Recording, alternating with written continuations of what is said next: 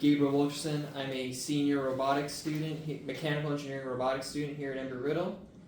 I'm Zachary Martineau. I'm also a senior mechanical robotics major. So this light here is controlled using the Siemens HMI. This light right here is controlled using the SICK LiDAR sensor. And this light here is on a timer system on a 10-5-10 system. So every 10 seconds the red light will turn on, every 5 seconds the yellow light will turn on, and every 10 seconds the green light will turn on. So going off of what Gabe said, we programmed this through the SV15 or the V15 software that we're using for the PLC. So we from the PLC tags that we created for the system, we were able to make a root screen, and obviously put down and manually input a green, red, and yellow LED. So if I click on the green LED, as you can see, it lights up the LED green. If I deactivate it, it should go away. And then if I hit yellow, red, yellow, and then if I hit red, they all come on, and you can just manually turn it back off.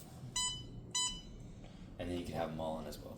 So this is the manual one controlled directly by HMI. And also we have the right one, which is based on a timer, correct? So you see it's automatically doing it. And now Gabe is gonna show me, go one more time please, the back one with the sensor.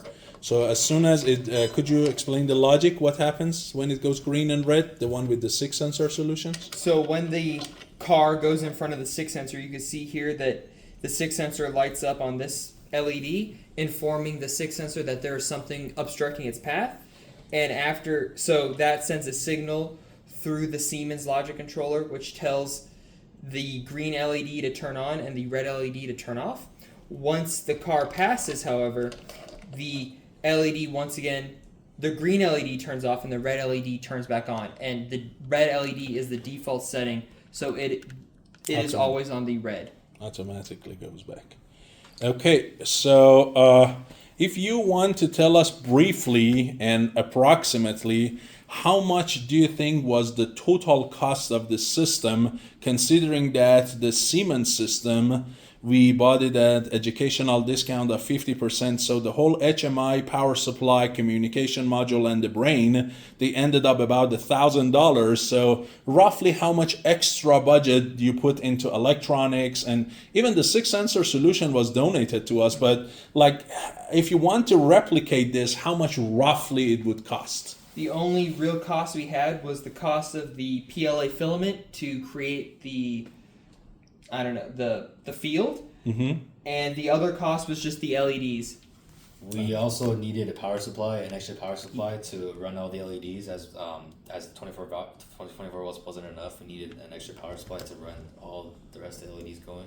So this costed about like $25. And the lights are around $10 a piece. So is that fair to say the whole system probably should cost no more than like $1,200-$1,300? Oh, easily. Something like that. And you know that a panel like this, even much simpler than that I have shown you previously, and I have like a simple version of it. Let me show you.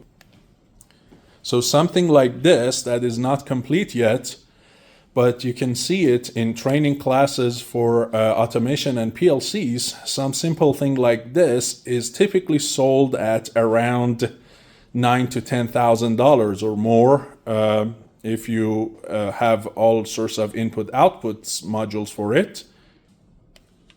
So a system like this that my student developed is definitely worth more than 10 grand. And it is just done by no more than $1,200 total worth of equipment. Even if we add the sensor to it, and even if we take all the discounts, it should not be more than twice that price, which is like $2,500 or so. So you see that by going through this project, not only they added this amazing skill of learning about PLCs, and automation, they added this big value for Embry-Riddle by creating these demo panels, which will be used in future PLC and automation classes.